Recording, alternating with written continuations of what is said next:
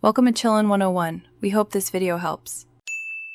You start by signing into the Epic Games account that owns the Fortnite profile because parental controls are managed through Epic, not just in-game.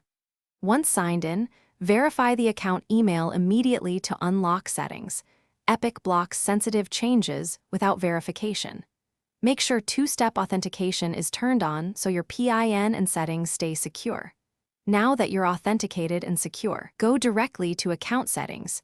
That's where the parental control options live and where we'll set a PIN. Once in Account Settings, select Parental Controls and choose to create a PIN. Epic requires this to change restrictions, so make it memorable but not obvious. After you set the PIN, enable or disable features. Block voice chat, text chat, friend invites, and limit in-game purchases with the toggle options. Use the maturity/content slider to cap exposure to mature content and set purchase approval to require PIN entry for transactions. Save changes and test on the device used to play Fortnite to confirm enforcement. Finish by signing into Fortnite on the console or PC to confirm the parental settings are active. Some restrictions take effect only after a fresh login.